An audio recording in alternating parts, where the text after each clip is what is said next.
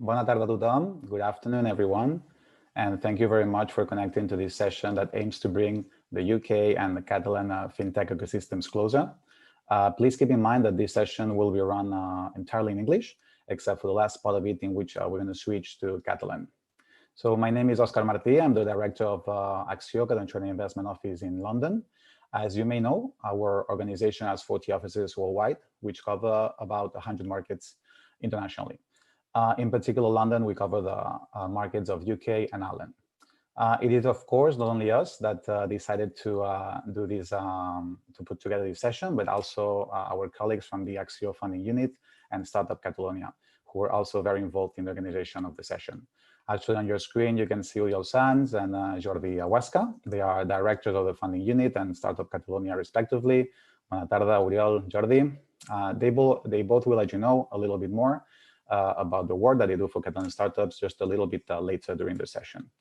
And of course, it's not a coincidence that this has been organized with the London office. And in fact, when we speak about fintech, obviously the name of the UK and London come to mind. It's a country that thanks to advanced regulation, international talent, access to finance, the United Kingdom and London in particular is one of the world's leading destinations for fintech.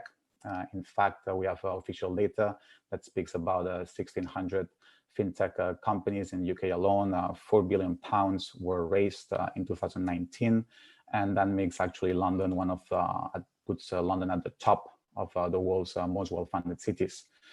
It's this type of reality that we'd like to bring closer to you today. And for this reason, we structure the session as follows. So first of all, we'll have Aman Guy from Finch Capital, who will introduce their fund and also let you know now, as the world is shifting, or maybe already shift, as you can see from my background, to remote work and online channels due to the COVID-19 pandemic. He will let us know how investments in fintech are more important than ever and what has been the impact of the pandemic in the industry. So after this, we'll keep going with the introductions to the investors. And this time it will be Oriol Sanz, who will give the floor to the 4 other investors based in the UK that are joining us today. These are investors that you really need to know. Their names are Anthemis Group, Draper Esprit, Notion Capital, and Speed Invest. So if you're a startup in the field of fintech and you're looking for investment, you really should be listening to them. And finally, on the last part of the session, it will be Jordi Huesca, who will interview the Catalan fintech company Going, which I'm very sure that lots of people here in the audience are familiar with this name. It's probably one of the, I would say, hottest Catalan startups today. They just raised a new 5 million euro round. It was just announced yesterday. And it was precisely led by Anthemis, one of the VCs that are going to be with us here today. So that's going to be also a very interesting thing to learn about David Riudor, who's the co-founder of the company, during this interview, how they got to this point. And actually, when I said finally, maybe it's not quite, because as Going goes through this explanation of explaining his experience to the audience, some of us and the investors will move to a private pitch session, which is going to have 7 Catalan startups that have been previously chosen by the investors. So this private pitch session has been organized by Acció, and I believe it's a perfect example of the type of work that the organization does, helping Catalan companies with international connections. You can be talking about investors, clients, distributors, partners, but in any case, if there's something that we can do to help the Catalan company to connect to the international business world, here we are. In fact, later Oriol Sanz, he will also let you know the names of these 7 Catalan startups that were chosen by the investors. In any case, please keep in mind that the chat will be open throughout the session, so you can ask questions. These questions will be picked by us and then will be submitted to the investors and to Going as well. So now, yes, without further delay, it is my pleasure to start by giving the floor to Aman Guy from Finch Capital. So thank you, and I really hope you will enjoy this session. Thank you very much, Oscar. Hello, everybody. I am not in space, but I'm sparing you my children's mess behind me. I am Aman from Finch Capital, and I'm very excited to talk to you today a bit about how we see the world of fintech post or in this crisis, so to speak. Just to start off with, to give you a little bit of a background, we invest typically kind of Series A across banking, payments, insurance, real estate, and enabling technologies. We've backed over 45 companies in the last 5 years, pretty much across Europe. We have 2 companies in Spain. And we also spent some time in Southeast Asia, where we have a team backing mostly consumer fintech companies. But in Europe, we spend time looking at consumer and enterprise software companies as well. So we're 12 of us based across these 2 continents. And yeah, you can reach us on finchcapital.com. So just to maybe start off at a very high macro level, a lot of people are trying to understand what kind of recovery are we going to see post Q2. Obviously, these are numbers that we've kind of never seen before in terms of drop in GDP, and a lot of the talk has been about, is this a V shape or a U shape recovery? These are numbers that JP Morgan put out. I would say probably kind of towards the end of Q1, and very much kind of everything is pointing towards a V-shaped recovery, although I think we're not yet certain how steep the recovery is going to be. I think in particular the concerns are around the second spike, which I think will have a big impact on Q3 numbers. But as you can see, in general, I think most economies are going to end the year negative growth. I think some of the emerging economies actually doing okay, given how they've been able to control the spread of the virus. Obviously, this has led a lot of us to work from home, and it's interesting to see some of this evolving over the last decade or so. I think particularly if you look at Sweden, about 10% of their workforce just moved completely working from home in the last decade. Some of the other European countries are actually left behind, and I think we expect this number to move more towards the right, where we see about 40-45% of the companies by the end of 2020 letting their employees work in some way from home.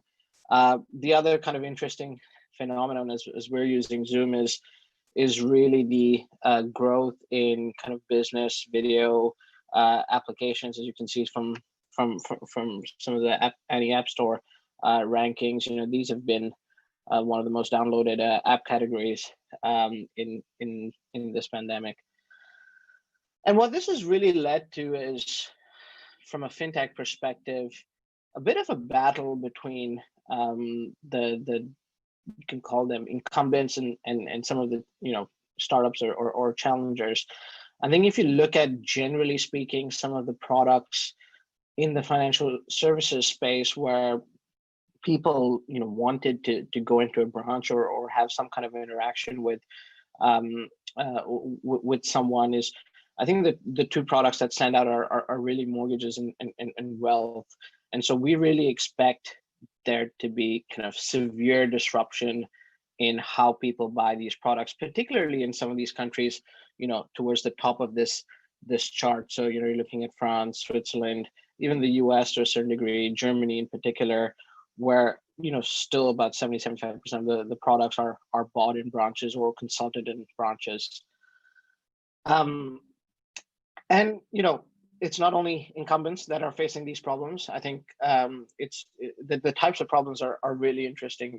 We've obviously seen or heard of some of the issues. The Robin Hoods of the world are facing just scaling their businesses because of demand. Some people have to scale back really quickly. For instance, if FX fees drop off because of travel. And so some of the newer fintechs have to deal with that really quickly and actually see how variable how truly variable their variable cost base is, and how much of a fixed cost base is hindering them. I think on the incumbent side, the bigger issues have really been around back office So, how do I get my call centers up and running and and operational?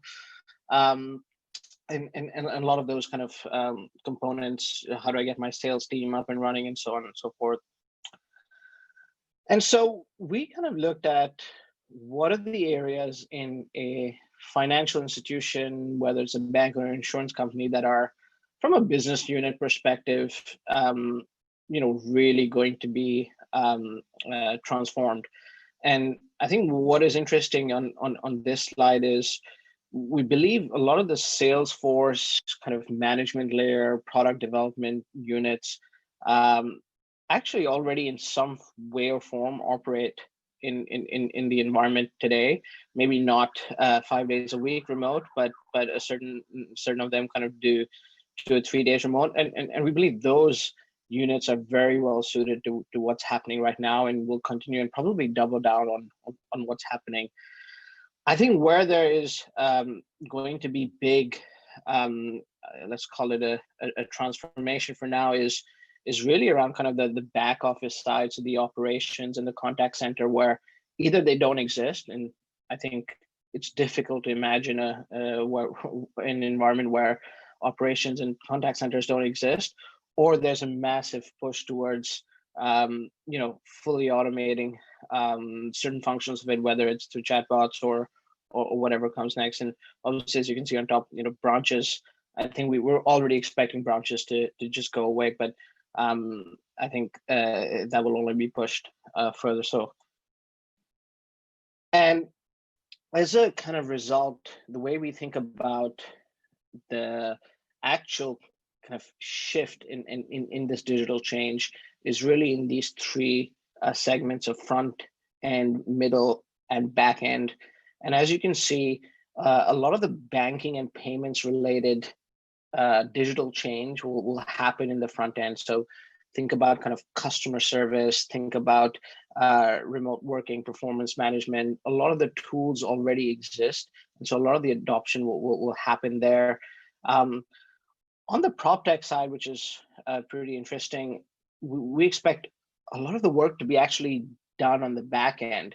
The front end has been severely affected on the demand side, but on the back end, a lot of technologies exist today, whether it's cameras, drones, to enable them to actually do a much better job digitally. And on the insurance side, I think the most interesting kind of component for us is really getting into the automated claims management side of things, whether that's leveraging kind of computer vision or different types of technologies. But we see a lot of back office change happening over there as well. Now, for the funding side, I know there's a lot of numbers over here, but I'll try and distill it down, maybe from a VC perspective. I know you have other folks to speak to as well, but I think what we're seeing in general is there are less deals getting done, but the check sizes are probably as high as they'll ever be. And that's really a function of a lot of funds still have dry powder. And so you'll see that a lot of money will still flow into deals, but a smaller number of deals. And that really has an impact on the angel, Series A, and potentially even Series B types of stages of companies. We've tried to understand a little bit, I would say, a bit more short term, what impact this has on certain industries. I think in general, if you have to take away anything from this side, is the enabling fintech type companies, whether that's enterprise software companies that are selling into these financial institutions, are generally going to come across better from this, as opposed to someone that is very, very reliant on interchange or FX. I think that the credit space is quite interesting right now. I think you can go both ways. There's obviously a big risk on delinquencies. A lot of people are going through their first crisis, so their risk models haven't been adjusted. And so it'll be interesting to see where the winners come out from here. And then kind of on the, I would say, the valuation and M&A kind of implication side of things, we've obviously lived in an environment where a lot of money has gone into these businesses in private markets at high valuations, and we're seeing a little bit of a correction, whether that's massive down rounds, not quite, but I would say at least in terms of growth in those valuations of the late stage companies, there will definitely be a little bit of pressure. So post this crisis, where do we see a lot of the money flowing in fintech? Again, piggybacking a little bit on what I said before, the enabling fintech side, where all people will be thinking about today is automate, automate, automate. We already know, UiPath, for instance, is a big company in Europe. Their biggest clientele is in the insurance space, where they make about 20-25% of their revenue from. And so we really expect a lot of money to really start flowing into this space right now.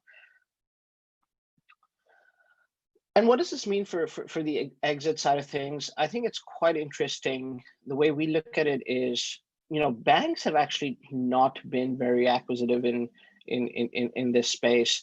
And that's primarily because, banks trade at a multiple, what we kind of call price to book, right? And as you can see here, it can range anywhere from, 0.2 to, if you're a really good bank, closer to 1.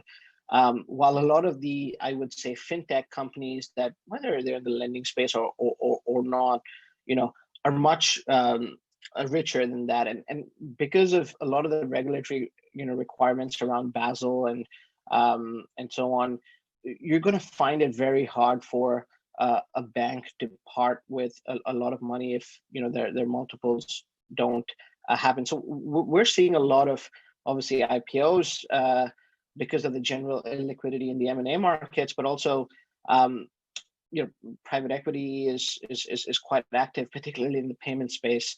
But financial institutions will be taking a little bit of a backseat, at least for some of the bigger kind of M&A rounds.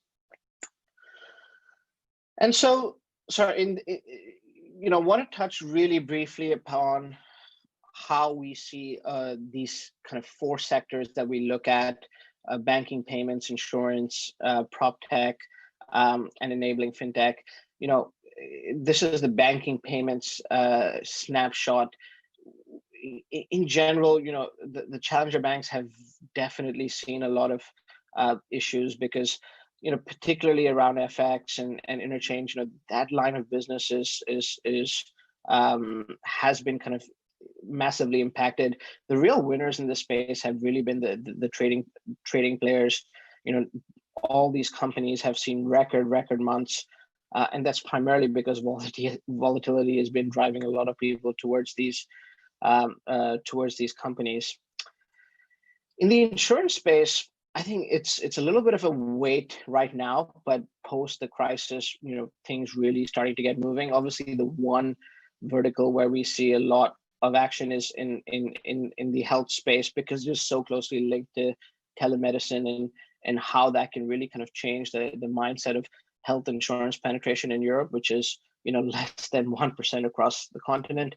We're seeing really interesting things around satellite, and while that might not be something that is really important for an underwriter now, we see kind of going forward, for instance, a lot of the appraisals that the insurance companies need to do, all happening without a physical surveyor being present, because they'd be relying on satellite and geospatial data to make those appraisals. And then on the prop tech side, this sector probably has been hit the worst during the crisis, apart from the fact that people are just not traveling. So a lot of the short-term rental, players have been hit, but also kind of no one is buying, and people are a little bit kind of risk averse to taking steps over here.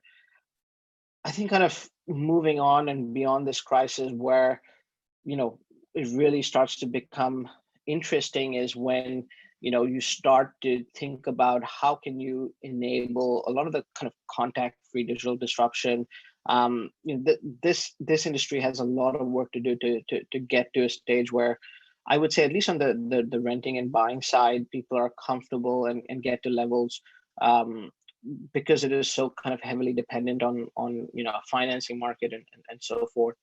Again, I was talking a little bit about kind of appraisals. This is a really interesting area where kind of companies can enable not only insurance companies but banks to really get accurate pictures without sending people. And finally, again, I think we call it here at Finch the year of the enabling fintech. This is the space that has really kind of risen out from the crisis. Whether it's customer service, automation, regulation, security. These are kind of really 3-4 key areas where we believe more people spending time at work, more of their data can be exposed to vulnerabilities, and as a result, more software is needed to address these problems. So how do you survive in the short term? This is kind of a small checklist we made. I think most of it is pretty clear as it's written over here. I think kind of the most important kind of thing we've tried to help and tell our portfolio companies is to really understand, how can you have your fixed cost base to be as flexible as possible. We want most of our companies to get burned down to levels where they can go, 18, 24 months before they have to raise again. And, that's a function a little bit, but which kind of business you are in. I think what we're seeing in the enterprise software world is, while AI might be nice right now, as we spoke about before, the budget holders have two types of decision-making mindsets. One is, this is going to be a really bad year. Let me sandbag this year and buy solutions, and so next year will be better. Or the other way around is, if you're not providing immediate, and I mean immediate ROI, they're not going to be using you. And that's why there's been actually a big push towards automation, as opposed to maybe on the AI side, where I would say that these are longer term projects that has been slower. So keep in mind, all these kind of things as you navigate through this. And that's all I had today. Thank you very much for listening.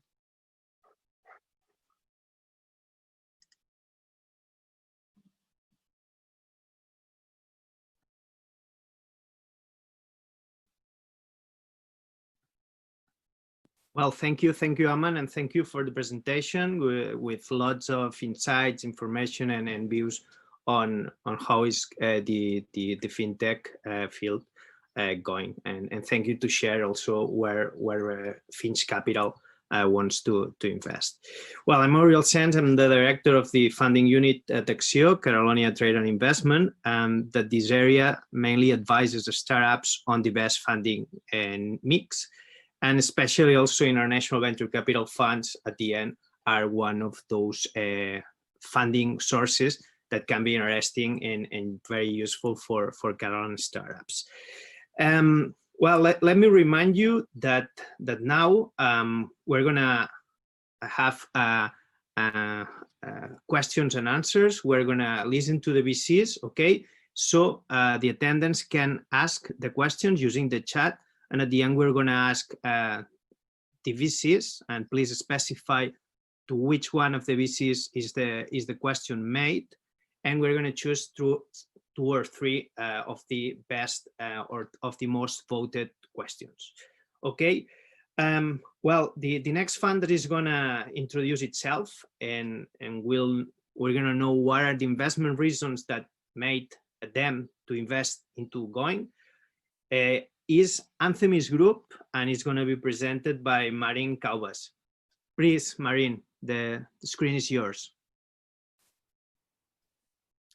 Hi guys, thank you. Hi Oriol, and hi everyone. So I'm Marin Calvas. I'm a principal at Anthemis. So Anthemis is a VC fund essentially that has been around for about a decade now. We are mainly focused on Europe and the US, and our primary focus from a sector perspective is fintech.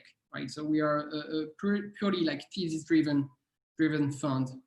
So when I say a fund, we don't actually run just one fund. We run a number of vehicles, you know, a number of what we call fund of one, so kind of single LP fund, if you like, where we typically manage money on behalf of single sort of institution, be it like a bank or an insurance. We have one, for instance, with BBVA, which you would be probably familiar with, that we run out of London. And so for my on my part, I'm technically responsible for Europe on the main fund at Anthemis, which is what we call our, for lack of a better word, a flagship fund, which is typically it's an early stage investment firm, right? Vehicle. So we do pre-seed, seed, and Series A as entry points, which means that we can sign ticket size, you know, ticket check probably up to $5 million, I would say, per round. Strictly speaking, there's no real minimum, but obviously there's always the consideration around like minimum ownership and so on. And we typically take the stance of leading rounds, right? So that's not a prerequisite, but that's typically what we intend to do. And so to give you a perspective of Anthemis, like in this kind of whole nature, so we have around probably 105 portfolio companies to date. As I said, it's Europe and US mainly, and the split is around like 50-50 across the pond. And that's about that. In Spain, we've made, so my fund, or the flagship fund, we've made an investment in Going on the back of 2018, where we led the seed round together with, or essentially joining existing investors, Encomenda and K Fund in Spain. And obviously super pleased with the company to date. We've raised a very nice round that I believe David just announced recently for around like 5 million euros. Yeah, I guess that's about that. You know, in terms of specific focus and sub-verticals, I think we are pretty agnostic across fintech. I think Aman like highlighted very valid trends that I would say we are for the most like reasonably aligned with, but again, we are always open to consider pretty much any verticals within fintech. Okay, thanks, Marin. Thank you for letting us know where Anthemis Group invests. And well, the next venture capitalist is Vinod Jayakumar from Draper Esprit. Vinod, go ahead, please. Hi, nice to see you guys. So my name is Vinod. I'm a partner at Draper Esprit.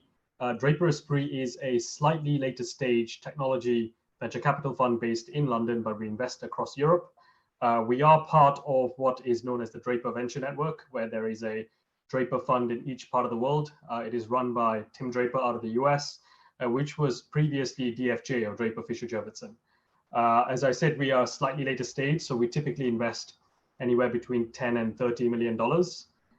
And I guess one of the unique things about us is that we took the unusual step of listing ourselves. And as a result of our IPO, we're investing on balance sheet. And that means we're no longer kept by the normal life cycles of a fund. And so we're in it for the very, very long term, and we can keep deploying capital through that journey, which slightly sets us apart from our competitors in Europe. And also, I think, within our fintech portfolio, we're investors in the likes of Revolut, N26, TransferWise, Crowdcube, Cedars, Ravenpack in Spain. Increasingly, we're doing more and more in the invisible layer behind financial services, or the backbone of banking, as it were, into things like fraud, payments, and core banking systems.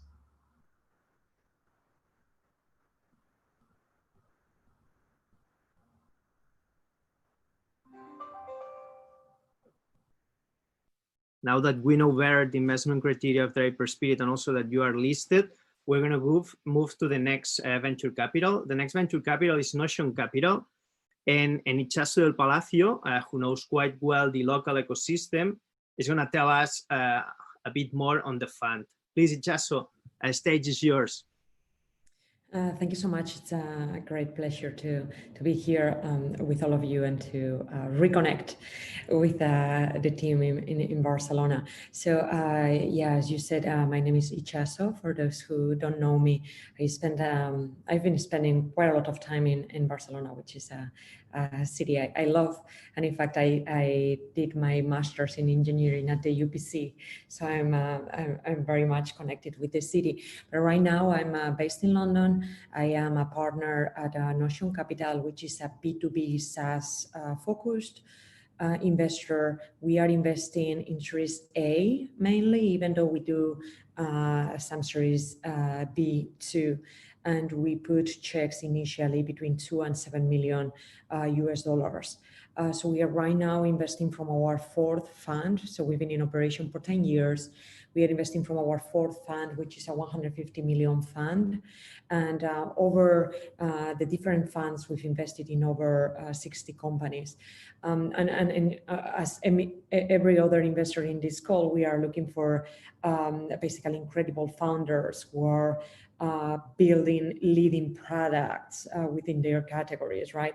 I would say that Notion has 3 main differentiating factors. The first one is that everyone within the company has an entrepreneurial background. All of us built companies in the past, and more specifically, the founders built 3 companies before Notion, the third of which was probably one of the biggest success stories in the SaaS space before 2010. They built it from 0 revenue to 150 million in revenue in 6 years, sold it to Symantec for 700 million, and they set up Notion on the back of that. So I would say everybody has an entrepreneurial background, and we really connect with founders in that sense.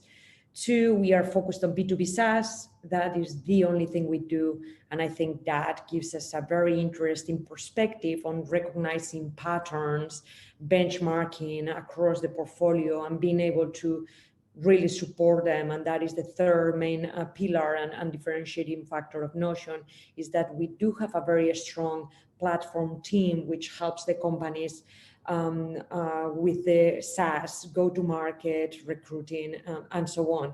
And that is a dedicated team of 7 people, and they are very, very active and supportive with the companies in the portfolio. Over the 10 years we've been investing, we've invested in every other sector, so we are sector agnostic, but I will say that probably fintech has been the most successful one. So we are investors in companies like Go Carless, First Investors, Tradeshift, which is today a unicorn, Currency Cloud, and some other fintech companies. So we've been pretty successful on that space. Personally, I joined them 2 years ago. I joined them from Microsoft. I was running M12, Microsoft Ventures in Europe. So doing a lot of B2B SaaS investments too. And by background, I'm an engineer from the UPC, and I have a PhD in entrepreneurship and venture capital. And I'm very much looking forward to hearing about your businesses today. Okay, thank you, Chaso. And before going to the last venture capitalist, because we are at a very good pace. Okay, so we still have plenty of time. I would like to remind you that you can ask questions using the chat. Okay, we already have 2 questions, but we would like to have some more questions because we have a real good venture capitalists here. So we would like to know more about them. So finally, we're going to have Anthony Dannon from Speed Invest. He's going to share with us where do they invest and what do they look for. Anthony, go ahead, please. Thanks, Oriol, and hi guys. It's Anthony. I'm part of the team at Speed Invest. Speed Invest, we're a pan-European seed fund, been around since 2011. We'd like to believe that we're different in a couple of ways versus other seed funds out there. I think, the first one is that we are a distributed team. So myself, I'm based out of London, but we have an office in Berlin, in Vienna, in Munich, in Paris, and another one in San Francisco, as we believe proximity is key. We are a generalist fund, but we have specialist teams, and we do believe that specialization is really helpful in terms of expertise and network. And Fintech is one of them, which is the one that I lead together with my partner, Stefan. Another third area that we do is we are a platform VC. So we have a team of operating partners at C-level that support the companies that we invest in areas like marketing, hiring, business development. And in San Francisco, for example, a US office is a business development office. Our entry point is at pre-seed and seed. We usually do ticket sizes from 50K up to 2 million initial. Our new fund is our third fund of 190 million euros, which allows us to actually keep supporting the companies we're investing into for much kind of longer time horizon. So we do fewer deals than other seed funds, but much more concentrated. In fintech specifically, we have around 41 investments out of our 150 total, and it's been one of our most successful sector. Companies like N26, WeFox, Tide, Curve, Billy, and in Spain, Bnext, maybe Kobe as well are a few. I think that is the high level. All of us have had some operational experience, and I think operators are kind of the DNA of Speed Invest. So looking forward to seeing some of those and meeting you all guys. Thanks a lot. Okay, thanks, Anthony. Okay, now it's time for Q&A. We have those questions, and the first one is gonna be to Finch Capital. Okay, to Aman. The question is: when evaluating a startup to be invested, have you incorporated any new variables due to COVID-19? And can you please extend on what are those variables, please? Sure. I think the most kind of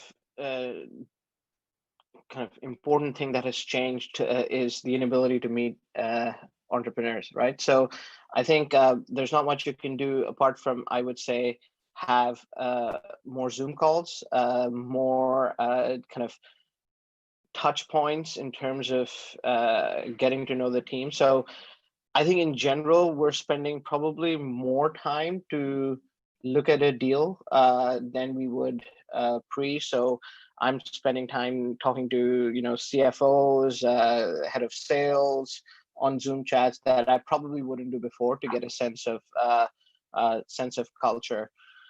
I think the most from a metric standpoint, which I guess is what you probably want, is I think we're just trying to kind of get a sense of like how flexible are you from a company standpoint. I think we don't know that what is going to happen in the next kind of 6 to 8 months from a funding environment as well as a sales environment standpoint. And so we like to invest in companies that are flexible in terms of scaling up and scaling down. And so that's from a fixed cost based perspective. Okay, thank you, Aman. It seems that things are getting more excited. Okay, regarding questions. Okay, the question that is already more voted from all of them is it's a question on a fintech hub that it was announced 2 days ago. Okay, placed in Barcelona stock market with one of the partners being Barcelona Tech City. What's from your current view on the ecosystems?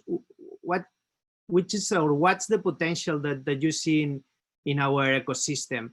And I would like to know the potential, and I would add by myself also the liabilities or the things that have to be improved in a more relevant way. And this question, it can be answered by any of you.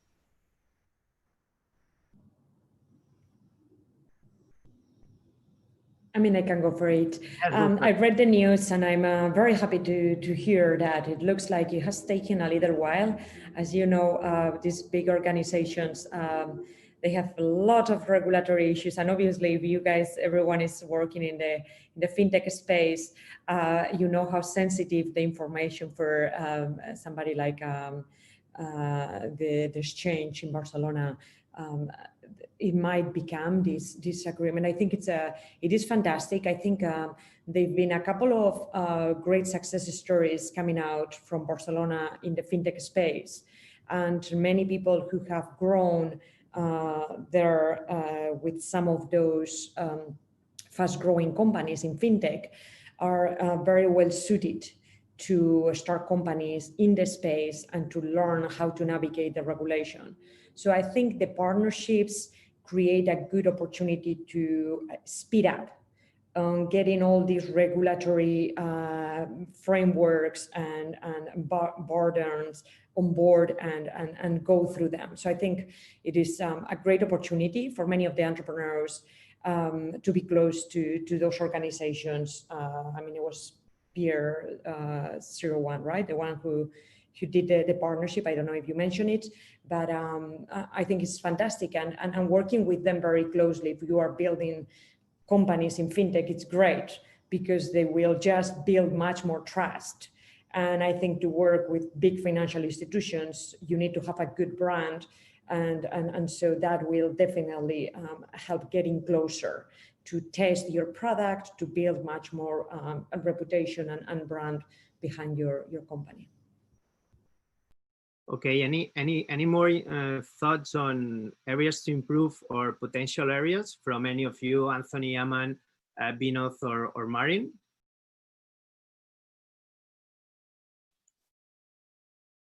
Yeah, I think what's interesting with Barcelona is that there've been some very successful tech companies just in the last 5 years, right? So like the Typeforms of the world, like take Cantox in the FX space. I think even in the gaming space, like Social Point was a really big success. And I think it's really important to keep tapping talent from these companies. I think that's generally how I would say how hubs develop into being more backable and having more funding. And so if I was a founder, I'd try and kind of see like who's worked at these companies before and try and get them to join my teams because they've seen certain things that maybe you haven't as a first-time founder. I think the one thing I'd add is quite a few of the things we've observed out of companies coming out of Spain. We love the ecosystem. So to Ichaso's point, we spent time with Miguel at Pier 01 and we love the local ecosystem. And we're also actually LPs in two funds in Spain, in Sessió Capital and Adara Ventures. What is interesting is quite a lot of the scaling of a company coming out of Spain, whether it's Barcelona or Madrid, tends to be Spanish speaking first. So it's usually Southern Europe and then into LATAM. And one of the big questions for us historically has been, can we scale this across borders, regardless of language or culture? And that's sort of been the big question we tend to ask about that. Having said that, at the same time, if you do LATAM and Southern Europe well, you build a big company anyway. There's an example of a Spanish company called Buguru, which is in fraud. Fantastic scaling across both geographies. So you can create big outcomes, but sometimes you just want to think that there is no boundary, if you know what I mean. Mm-hmm. Okay, I would add to that. I think I definitely agree with that. I would also add that it's really nice to see that, as with a lot of local ecosystems that are, developing, there's always an extraversion, right? And there's an ambition to go cross-border.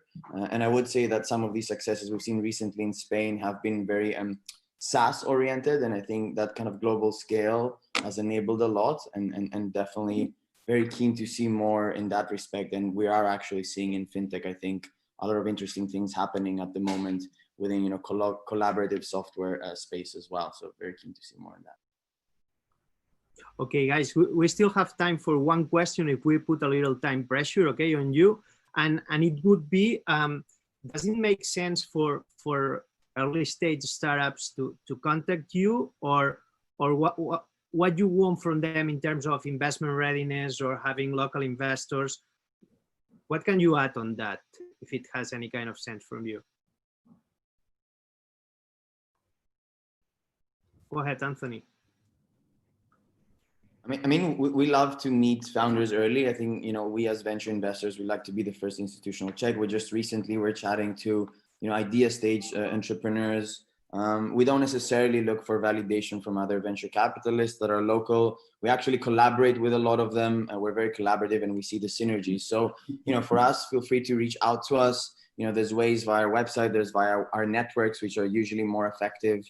We're always happy, and we do believe that now with some of those, as they say, aircraft carriers, and with some of those success stories, there's increasingly more ambition, and very keen to speak to any new entrepreneur building something in the space. Okay, thanks. Anthony, any more thoughts? One more thought? I mean, I would echo the same. The one thing I would just suggest is most of us on this panel actually invest across different stages. So what you need to know is that you are speaking to the right person. You can canvas that in the market pretty easily, and you're also speaking to the right stage investor. Typically, the most investors want to meet companies early enough, but it would be one stage before rather than 2 or 3. So you don't want to end up having a conversation that's just too far apart. So for example, we're Series A and B, more B than A. So we'd want to have a conversation when you've done your big seed round. And we'd probably notice by virtue of reading the press or talking to the angels in the network. And that's kind of how we get our intelligence. Okay. Okay, so thank you very much, guys. Thank you, Aman, for sharing the presentation with us, and thank you, Marin, Vinod, Chaso, and Anthony, for getting us to know much better what's your daily job and how those startups in the fintech field could get funding. No? And now some of us, as Oscar said, we're going to move to this private pitch session. That some Catalan startups are gonna pitch. I'm gonna share some info on them. Okay. If you see right now, so those companies are Build, are Flanks, are Inari, are Paymeify, Polaru, Tips, and Validated ID. And those VCs that are gonna listen to those pitches and they would have the opportunity to make questions are Finch Capital, Anthemis Group, Draper Esprit, Notion Capital, and Speed Invest. And now it's time for Jordi Aguasca, okay, Director of Startup Catalonia, that will lead the interview with the Catalan startup Going.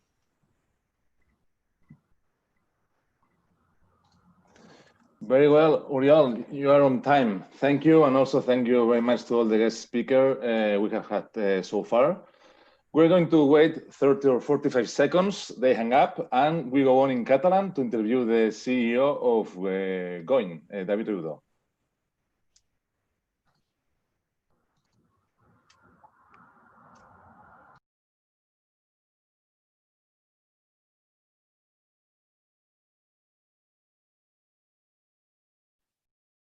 Hello, how are you?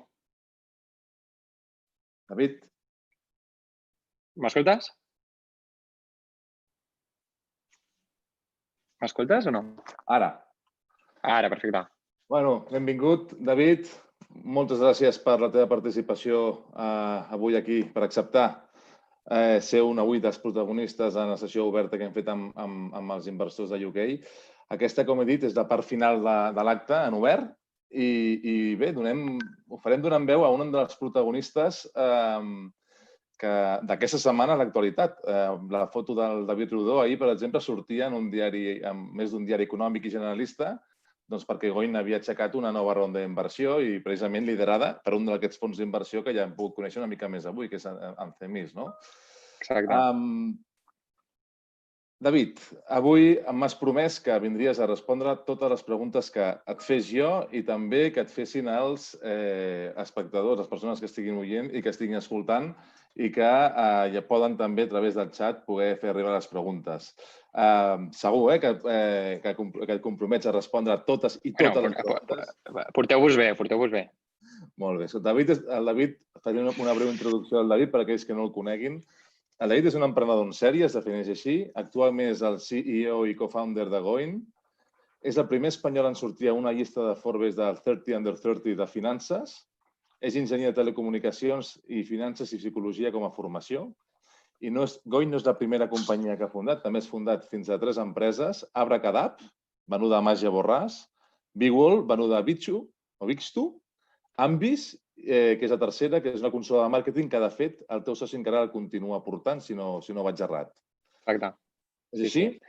Pues sí, la veritat que és així, que com veieu soc una mica cul inquiet i sempre m'ha agradat no parar i estar en aquest àmbit, sobretot a startup, encara que aquesta sí que Goin és la primera startup que està baquejada, diguem, per fons d'inversió. O sigui, els projectes anteriors havien sigut creats de zero, però fent, diguem, bootstrapping. Quina edat tens, David? 24. I el teu soci? El meu soci 25. I els meus dos socis actuals de Goin tenen 23 i 22. O sigui, que sóc el més gran dels socis. I ets el més gran i tens 24 anys. Et sents més emprenedor o empresari ara mateix? No, emprenedor totalment. Hòstia, joder, la pallissa. I quan arribis als 40 et sentiràs també igualment emprenedor o potser ja més empresari? Vull dir, no sóc gurú, però jo crec que emprenedor. Quins són els teus hobbies?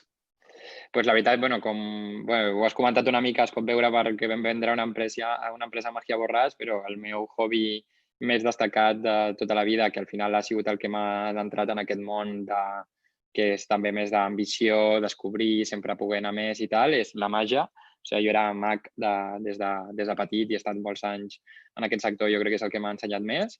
I després m'encanta tot el que sigui esports de risc, etcètera, i juntar-me amb gent top. O sigui, el que m'agrada més, si tingués a dir una afició, seria juntar-me amb gent que ha fet empreses grans i que ho ha patat, perquè és de la manera que s'aprèn més.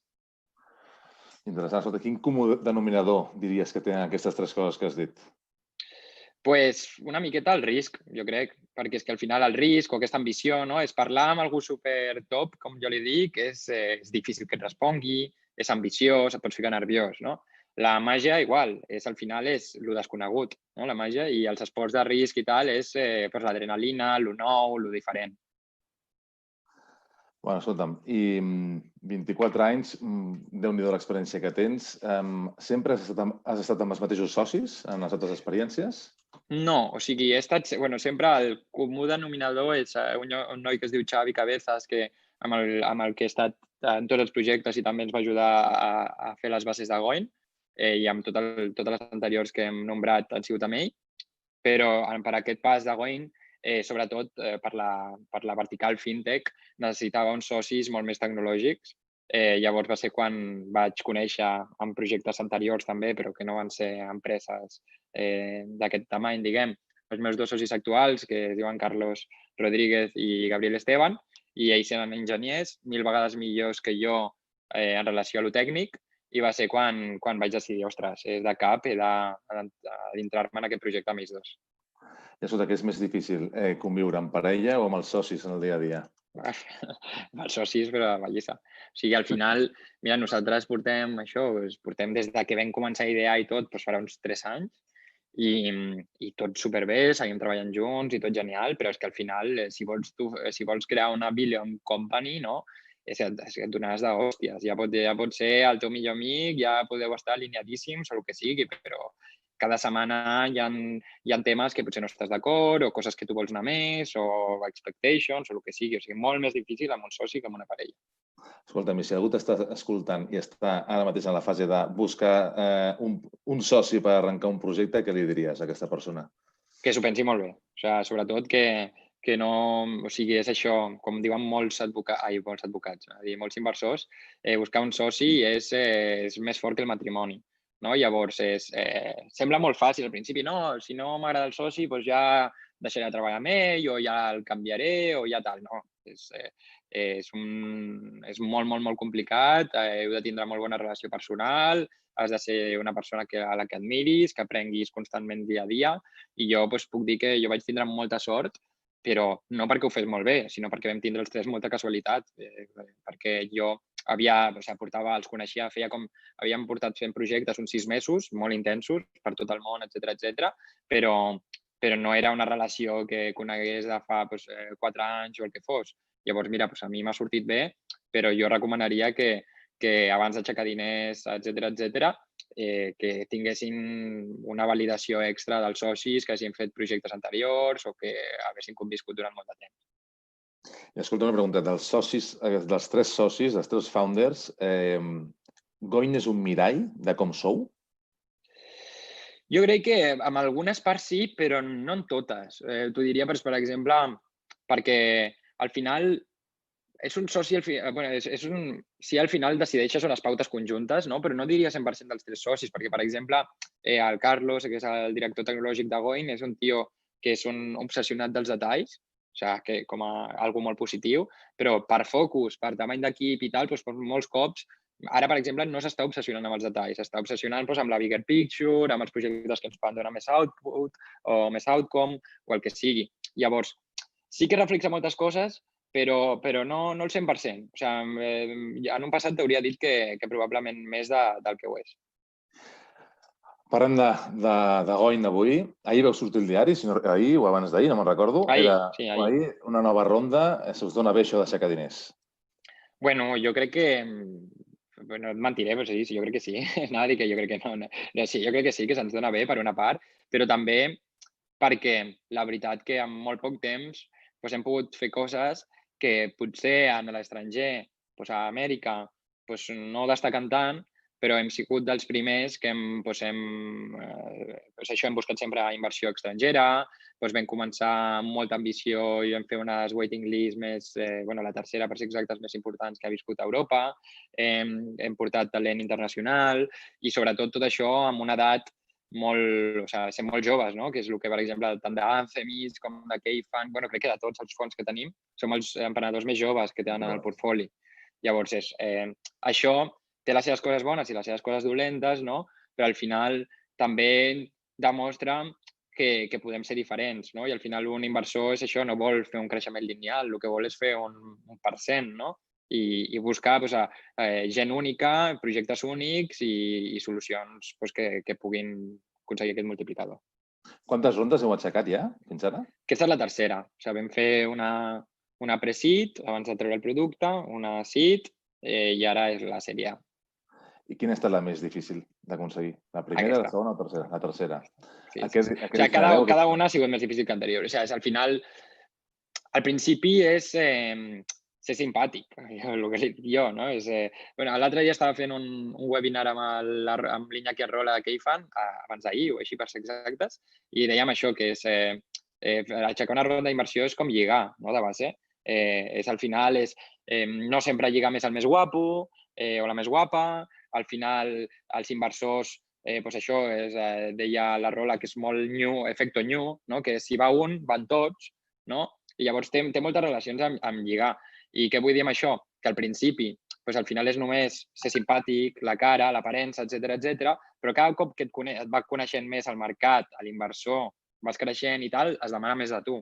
Llavors es demana més de tu i, mira, per sort nosaltres no hem tingut cap problema i sempre ho hem anat fent, però sí que s'ha de ser transparent i s'ha de dir que no és gens fàcil. Jo m'esperava, si dic la veritat, jo sempre que em deien els inversors, no, cuenta que 6 meses tardaràs en levantar la ronda. Jo deia, vinga, no, jo ho farem 2. I no, es tarda el temps que ells diuen. La més difícil, la tercera, la més important també? A veure, tot és important relatiu al moment, no? Sense la primera no estaríem aquí. Sense la segona tampoc. Depèn del moment. És la més important per ara, a dia d'avui, sense això malament rai, però si no haguéssim aconseguit la primera, tampoc estaríem aquí. Igual importància. Quan aixecau aquesta última ronda heu aixecat quants milions? 5. I a què destinareu? I sobretot els destinarem a obrir nous països. Quants treballadors sou ara? 30. I ara esteu presents a Espanya i a quin país més? I a Itàlia, però som forts a Espanya. Encara no estem... I fins a finals d'any probablement encara no fem double down de ficar més diners a nous països. Ja estem preparats, ja hem fet tots els primers passos, hem estat aprenent, però encara no hem volgut destinar budget, diguem. Escolta, i quins països voleu anar-hi ara, amb aquesta ronda? Si et soc sincer, no et podria dir els països exactes. Et puc dir que ja hem fet proves a Alemanya, Països Baixos i França, però no et podria dir els països exactes. És a dir, ens plantegem qualsevol. I el que està liderant això és una de les últimes incorporacions que hem tingut a l'empresa, que es diu Davo, i que era el Global Lead de Geodata de Google, i llavors encara segueix treballant des de Palo Alto, però ja té els permisos de treball i tinc moltíssimes ganes de que s'uneixi ja nosaltres a Barcelona, que amb sort en una setmana o així ja estarà per aquí. I llavors jo dono molta autonomia a les persones que treballen amb nosaltres i si ella ens diu que és millor Xile, doncs estudiarem Xile. O sigui, ara sí que estem molt enfocats a Europa, però no vull donar res per segur. David, el producte de Goin ara és molt diferent de quan va néixer l'empresa? O sigui, la visió és molt diferent i el producte és, no et diré molt, et diré força, perquè encara falten uns steps claus per poder complir la nostra visió, però sí que a l'inici Goin va sorgir com una solució d'estalvi i inversió automàtica i al final, que ja era la idea inicial, però ens estem posicionant cada vegada més, que és el que és el potencial gran, que nosaltres som una tool per aconseguir objectius. I nosaltres el que volem és que tu diguis vull aconseguir l'iPhone 12 i llavors tu selecciones l'iPhone 12 i nosaltres connectant al teu banc, sigui quin sigui el teu banc, t'ajudem a comprar aquest iPhone 12.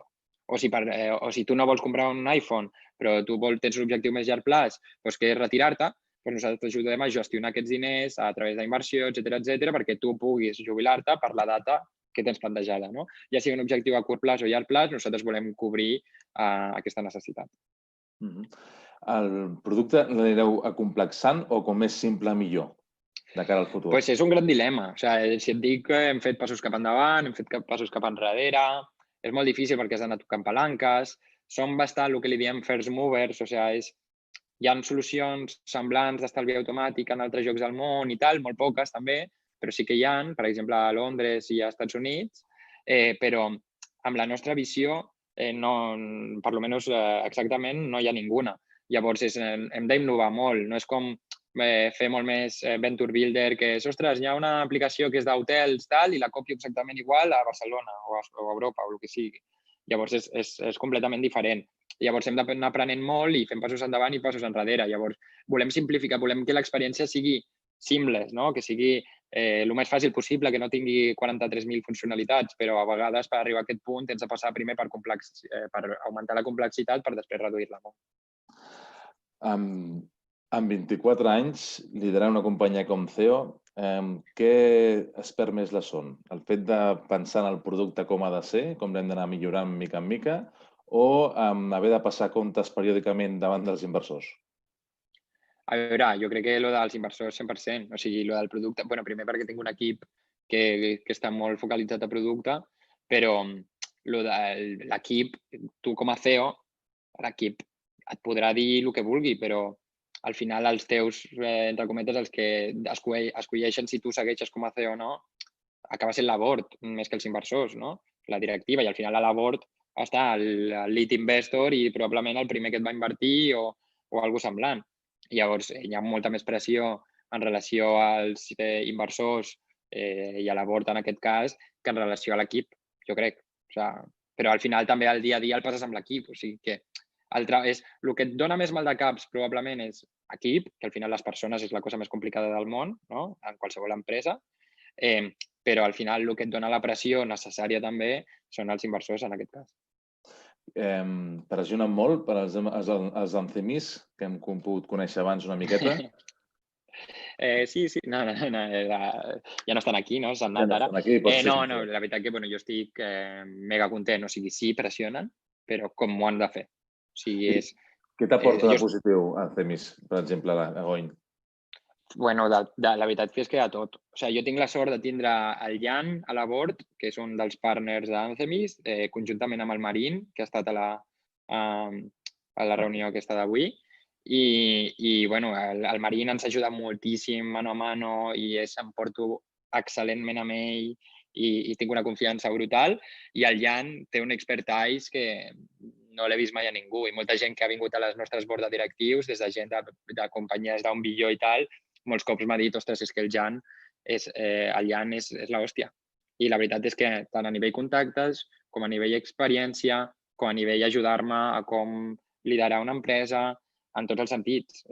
M'han ajudat en tot. O sigui, vull dir, ser molt realista. Mira, hi ha molta gent que ha tingut males experiències amb inversors, hòstia, me hicieron esta, me hicieron aquella, però la veritat és que jo els veig uns inversors que, no només Anthemis, sinó tots els nostres, que mai se sap si no faig bé la meva feina i em diuen, doncs David, no ets l'idoni per per estar aquí, però és que si ho fessin seria per al millor de l'empresa. No són uns inversors egoistes o que busquin alguna cosa només per l'interès propi i no per l'interès de l'empresa. Jo estic molt content, de veritat. A l'hora de properes rondes, si és que arriben, i esperem que sí, sereu més selectius encara a l'hora d'incorporar nous inversors al cap table?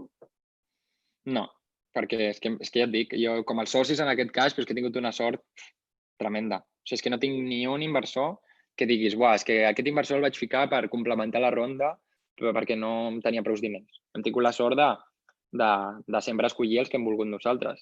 I com Anthemis de fintech d'Europa, probablement que de B2C, perquè Notion inverteix en altres coses, Draper està més als Estats Units també, etcètera, però és d'Europa, probablement és el més conegut i que ja es veu pel portfoli de tindre empreses com Betterment, eToro, Simplebank, etcètera. I després d'espanyols que van ser els primers, tindrà gent com Keyfan, Encomenda, Eneconor, etcètera, ha sigut clau. I ara tenim la sort de tindre, sumar més fons internacionals com Hariaka de Silicon Valley o noms com això, com l'Enrique Linares, cofundador de Let's Go, que és el primer unicorni espanyol, o el Javier Olivan, que seria considerat, diguem, el número 2 de Facebook. Llavors, no hem ficat diners per ficar diners mai, per sort encara, si toca fer-ho, es farà, com ho fa qualsevol, però si tenim la sort de seguir fent-ho com ho hem fet fins ara, serem igual de selectius, ni més ni menys, perquè sempre hem pogut seleccionar justament els que nosaltres volíem. Tens uns bons noms dintre, això dona molta tranquil·litat també com a CEO, imagino. Parlem de possibles amenaces, que suposo que com a CEO també te les planteges, no? Per exemple, que els bancs grans decideixin incorporar un servei going in company. Per què creus que no passarà o que sí que passarà? No, passarà segur. I és la gràcia, vol dir que ens està demostrant la direcció que estem anant i que és que el nostre approach és directament que és com, per exemple, si diguessis de Glovo, que Glovo ven plàtans. Què passaria si ara totes les tendes venguessin plàtans? No, és que Glovo és un agregador de plàtans, més pomes, més menjar, més si t'has deixat alguna cosa. En el nostre cas, la gràcia és que siguis del banc que siguis, tu ets el BBVA, jo soc del Santander, tu ets el que sigui, tu pots estar estalviant de forma conjunta per aconseguir un objectiu, per exemple. Llavors, tu ets de Ruralvia i no tenen aquesta opció, doncs tu pots utilitzar-ho sense canviar-te de banc. Tu estàs acostumat a Goin i tens 30 comptes bancàries, no importa, connectes una i la canvies a una altra, el que sigui, utilitzes Goin. Això per una primera part, que és ja superpotent, treballem on top dels bancs, i per segona part, nosaltres ens estem focalitzant molt més, nosaltres utilitzem les bases d'un banc per fer unes capes superiors, que és la gràcia. Llavors, nosaltres estem focalitzant molt en aquesta com aconseguir objectius gràcies a nosaltres. Els bancs eventualment acabaran tots traient solucions d'estalvi automàtic o d'inversió fàcil o des del mòbil o el que sigui. Això ho faran tots, uns més tard, uns més d'hora. Però la gràcia és que nosaltres ens estem focalitzant molt a la part de nosaltres ja utilitzem les tools del teu banc, que tu en el teu banc ja tens domiciliada la teva compta, ja tens la teva targeta, ja tens una sèrie de coses i nosaltres et donem un servei extra, que és això, que tu et fiquis un objectiu i nosaltres ens ocupem de que tu ho aconsegueixis de forma frictionless.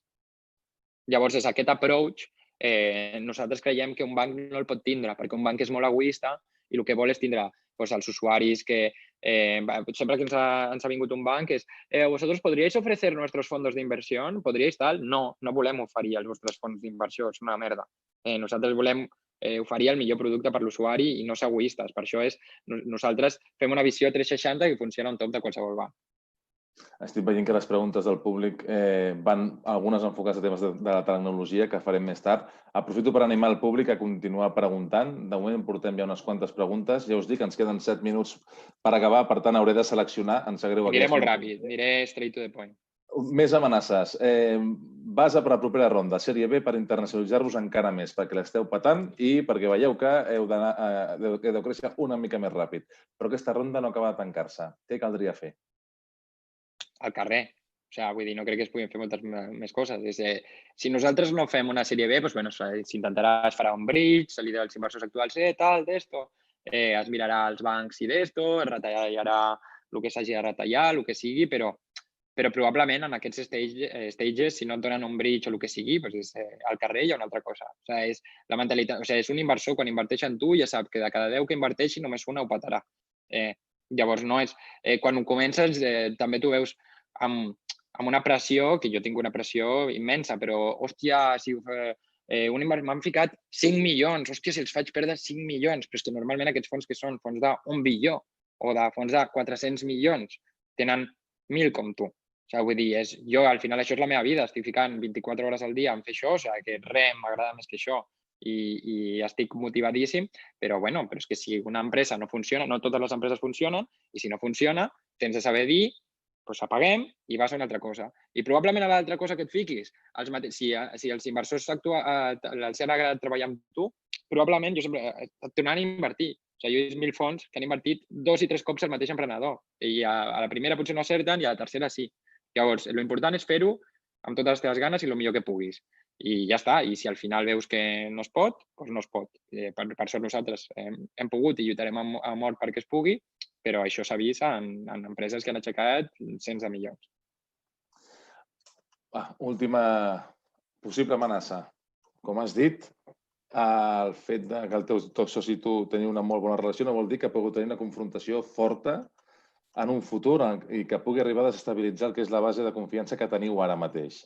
Què faries en tant que CEO de Going, tenint en compte que heu tingut aquesta confrontació, que heu desestabilitzat la base de la confiança que teníeu? Jo, sí, o sigui, com a CEO, sí, a mi, jo he tingut moltes confrontacions, cap m'ha desestabilitzat la confiança. Si jo tinc una que em desestabilitzi la confiança, jo deixo de treballar, o sigui, jo aquesta persona deixo de treballar el dia següent. O sigui, seria molt clar, si tu ets el CEO i a part ets un CEO que la board confia en tu, apoyarà 100% que deixis de treballar el abans possible, el més ràpid possible i el més corte, suave, com es diu, o sigui, que no deixi marca. Sí, exactament. Llavors, cap problema i toca fer-ho i és lo difícil de ser CEO, que de ser CEO potser has de dir, hòstia, és que has despedir 10 persones i potser una altra persona et diu, ja, però és que aquesta persona té, jo què sé, acaba de tindre un fill, no ens ha passat per sort, o tal, però dius, ja, però és que què té a veure? O sigui, què té a veure? O sigui, no tindrà, la decisió de l'empresa no té a veure si ha tingut un fill o no. Pots intentar fer les coses millor, pots intentar ajudar, has d'estar sempre a prop de la gent perquè mai saps quan necessitaràs que la gent t'ajudi a tu en un futur.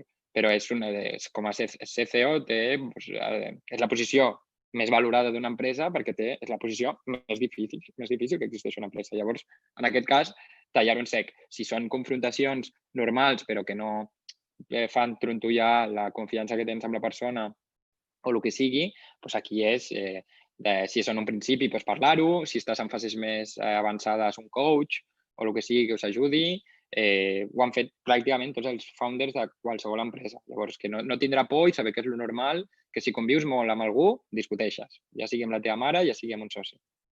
Escolta'm, això és una de les preguntes ja del públic. Quines són les 3 característiques essencials que consideres que ha de tenir el teu soci o un soci? Confiança, o sigui, la U i única, quasi. O sigui, és que confies en la persona et serveix, és que té moltes connotacions. Però és que confies en que ho podrà fer. Que confies en que si necessites alguna cosa estarà en qualsevol moment, ja sigui a les 3 de la matinada, ja sigui tal. O sigui, i 1.000 altres connotacions de confiança.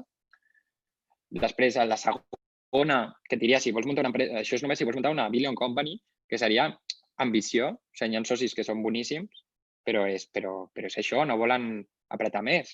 No, jo aquí estic molt bé, estic guanyant diners, ens està anant bé i tal, jo no vull anar més. Llavors, ambició.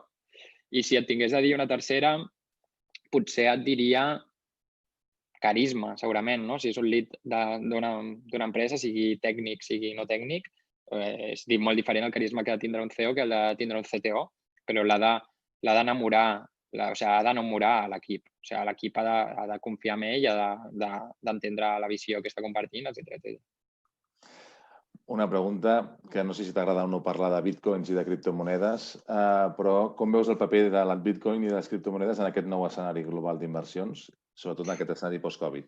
Ja et dic ni idea, i t'ho dic ni idea, no tinc problema de parlar. O sigui, és probable, sempre ho he dit, probablement d'Espanya som de la gent que toca en bitcoin perquè hem fet una ICO, o sigui, vam fer una una venda pública de criptomonedes, la més gran, la segona més gran després d'Aragon que ha hagut a Espanya, i jo he sigut early investor de Bitcoin i tot. Però tot i així no tinc ni idea. O sigui, és cada vegada que han anat passant més anys, al principi em feia l'expert i deia, sí, tal, no sé quant, i m'he donat compte que no tinc ni idea. Llavors, jo l'únic que sí que sé és que està molt bé tindrà criptomonedes per diversificar. O sigui, és com tot. ¿Lo pongo todo en inmueble? No. ¿Lo pongo todo en startups? No. ¿Lo pongo todo en criptomoneda? Tampoc. Has de tindre una miqueta tot arreu perquè qui sap, no? I al final la clau de la inversió està en diversificar. Llavors, jo crec que li queda molt, no veurem un període fins, a menys que passi alguna cosa molt raro, d'ICOs, o sigui, de venda pública, o sigui, d'initial coin offerings, fins dintre de molt de temps, i crec que la tecnologia blockchain li queda el que no hi ha escrit, però jo recomano diversificant, si t'ho pots permetre, tindrà una porció de la teva cartera amb criptomonedes i de la mà d'inversors, no crec, per tema regulatori, no crec que s'utilitzi molt gaire, fins que surtin regulacions molt més fortes i s'estamentin, que jo calculo molts anys, o sigui, potser 3 anys perquè això aquí va passar. Em pregunten també si aquest esperit de high risk que tens té alguna relació amb la màgia, amb la teva afició a la màgia, i si recomanaries alguna cosa per introduir aquest esperit tan necessari al nostre ecosistema. Jo crec que sí, segur. Segur, dic, la meva família és zero aversa al risc. O sigui, és que normalment em diuen, i esto l'ha sacat d'un familiar o tal? Jo he anat a escola pública, que no m'han ficat aquesta mentalitat al meu cap, que jo crec que és de les úniques coses dolentes. O sigui, he tingut una educació molt bona, per sort, però això seria una part aquesta més d'ambició, em faltaria més a l'educació pública, i la meva família tampoc m'ha transmès això, m'ha transmès molts altres valors. Jo crec que m'he après del món de la màgia i de veure com que sembla molt tòpic, no? Però que nada es imposible, ¿no? Y que en el seu moment ens deien marques gegants com Apple, o sea, has de hacer volar este coche i no sé quantos. I nosaltres ens ho ingeniàvem per fer volar aquell cotxe i el que fos, no? Dintre d'un budget corresponent. Si digués com fer per tindre això, és que jo crec que això sí que és el que es porta més dintre del món. O sigui, això és molt difícil, però bueno, per intentar-ho, o sigui, viatjar molt, mentalitat americana, o sigui, es conèixer molta gent molts americans, etcètera, ficar-te, o sigui, quasi escriure-t'ho a la mà, no? I és cada dia que tinguis una cosa que has d'agafar una miqueta de risc, anar passet a passet i anar-ho provant, provar esports de risc o cosetes tipus això de tirar-te en paracaigudes, coses així que et donen adrenalina i et diuen, hòstia, si m'he tirat d'un avió, no? Que puguis pensar, si m'he tirat d'un avió, per què no puc fundar una empresa? Llavors, i juntar-te sobretot amb molta gent que tingui aquesta ambició. O sigui, el més important és això, al final és conèixer molts americans o conèixer tal, dic americans perquè és el més tòpic i en general sí que comparteixen aquesta característica, però si recomanés alguna cosa és juntar-te amb molta gent que pensi així, perquè si et juntes amb gent que no pensi en gran, probablement tu no acabaràs pensant en gran. David, de què no t'agrada parlar? Pues la veritat és que és un punt fort meu, és que em pots parlar de qualsevol cosa. No hi hauria res que et diria, mira, és que aquest tema ho sento, però no el tocaré. O sigui, no tinc cap problema. Doncs anem a parlar d'una última pregunta. Per què no tornaries a escollir en un nou projecte socis tan més joves que tu? Per què no tornaria? Però no t'he dit que no ho fes. Correcte. Però probablement no ho faria. O sigui, aprenent de... O sigui, estem... Tot per sort ha anat genial, però jo crec que ha anat genial per sort. I anar genial per sort, o sigui, gràcies a la sort, això no és bo. O sigui, no tens de tantejar la sort un segon cop o un tercer cop.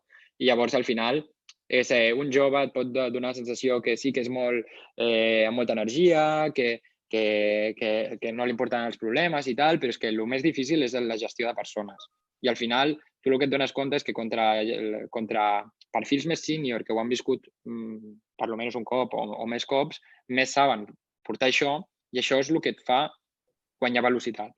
I al final la velocitat ho és tot. I llavors jo si tornés a fer... que segur ja vagi bé o malament, o sigui, ja es vengui o no es vengui i no funcioni, tornaré a emprendre.